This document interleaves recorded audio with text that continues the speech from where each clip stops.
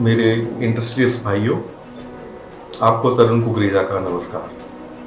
आइए आज बात करें कि बिजनेस को कैसे बढ़ाया जाए और बात करें कि हमारा बिजनेस बढ़ता क्यों नहीं, उसमें क्या रुकावटें आती हैं, क्या ऐसी वजह है जिसकी वजह से हम बढ़ नहीं पा रहे।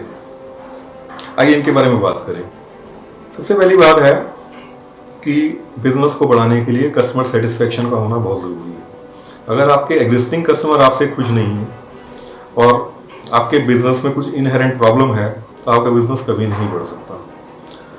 तो अब ये कस्टमर सेटिस्फेक्शन कैसे है, कैसे मेरी सेल्स बढ़े, उसके लिए ज़रूरी है कि हम काम बहुत एफिशिएंटली करें, टाइमली करें और हमारी जो डिलीवरी टाइम है वो बहुत शॉर्ट हो और हमारे काम में कोई मिस्टेक्स ना हो, एरर्स ना हो और कस्टमर को हम बहुत ही अच्छी क्वालिटी का मटेरियल दे पाएँ। अब सेल्स को बढ़ाने के लिए आज के टाइम में बहुत ज़रूरी है कि हम नए नए प्रोडक्ट्स लाएं, वैरायटी लाएं और बहुत जल्दी हम नए प्रोडक्ट को कंसीव करके मार्केट में लॉन्च कर सकें। दूसरी बात यह है कि हम कस्टमर के हिसाब से मटेरियल बना के उसको हम डिलीवर कर सकें। तो अगर हम ये सब कर पाते हैं और एफिशिएंटली कर पाते हैं तो हमारा बिजनेस अपने आप बढ़ेगा। अदरवाइज जो है उसमें रुकावटें ही रुकावटें आएंगी। तो अभी कहना तो आसान है, करा कैसे जाए। डिलीवरी टाइम को छोटा करने की बात करते हैं तो उसमें क्या रुकावटें हैं। हमने जैसे ही वॉल्यूम वैरायटी अपने प्रोडक्शन में बढ़ाई, प्रोडक्शन के अंदर सारे कंफ्यूजन शुरू हो जाते हैं। किसी को समझ में नहीं आता करना क्या है, कैसे करना है। उसकी रॉ मटेरियल कैलकुलेशन से लेके उसकी प्रोडक्शन कराने में, डिस्पैच कराने में सब जगह कंफ्यूजन ही कंफ्यूजन पैदा हो जाते हैं और जिसकी वजह से आउटपुट जो निकलनी चाहिए ना वो निकलती है, ना उसकी क्वालिटी निकलती है।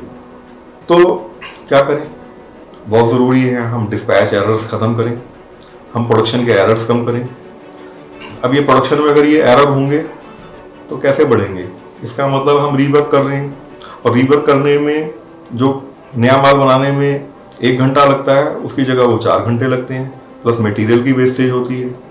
अब हमारी कॉस्ट पे कंट्रोल नहीं रहा, हमारी बॉटम लाइन इफेक्ट होगी और रीवर्क करने में जो डिले पैदा होगा और जो कस्टमर की डिससेटिस्फेक्शन होगी उसकी वजह से हमारी पेमेंट्स लेट होगी, हमारी वर्किंग कैपिटल की रिक्वायरमेंट बढ़ेगी और उसको पूरा करने के लिए हमें और लोन लेना पड़ेगा। तो ये सब चीज़ें मिलके हमारी बॉटम लाइन को इफेक्ट करती हैं और अगर बॉटम लाइन हेल्दी नहीं है तो आप बढ़ नहीं सकते, कुछ भी कर लें आप नहीं बढ़ सकते। एक बात और है कि आपके मैन्युफैक्चरिंग में कुछ स्किल्ड लोग हैं, उन पे आपकी बहुत डिपेंडेंसी है। किसी वजह से वो चले जाएं या वो ना आ पाएँ या काम ना कर पाएँ तो आप क्या करेंगे। तो क्या आपका सिस्टम चलता है, क्या आपका सिस्टम ड्रिवन बिजनेस मॉडल है, पर्सन डिपेंडेंट है, तो ये भी एक बहुत बड़ा फैक्टर है। उसके बाद आप एक कैलकुलेशन करते हैं, कॉस्टिंग करते हैं, एक कैलकुलेशन करते हैं और सोच के रखते हैं कि भाई इतना काम करेंगे तो इतना प्रॉफिट आएगा।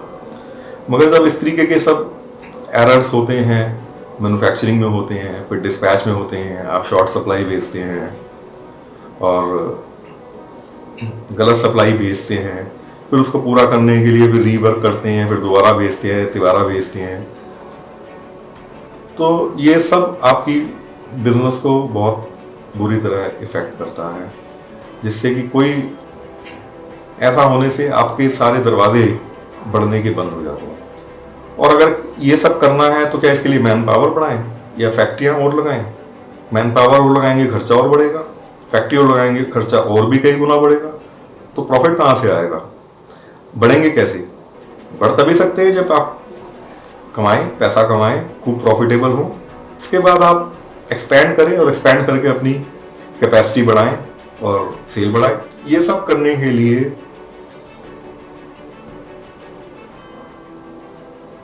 एक ही तरीका है, आप अपने सिस्टम टेक्नोलॉजी की हेल्प लें और सिस्टम जो है, जो इंडस्ट्री के एक्सपर्ट्स हैं, उन्होंने जो डिवाइस किए हैं वो अपने यहाँ पे इंट्रोड्यूस करें। इसके लिए हमारी कंपनी ने प्रोडक्ट बनाया है ईज माई प्रोडक्शन, ERP। ये खाली ERP नहीं है, सॉफ्टवेयर नहीं है, ये पूरा का पूरा एक सिस्टम है जिसको लगाने से आपकी एफिशिएंसी बहुत बढ़ जाएगी और आपकी कंपनी ग्रोथ पाथ पे आ जाएगी। तो ये भी खाली इंट्रोडक्शन थी।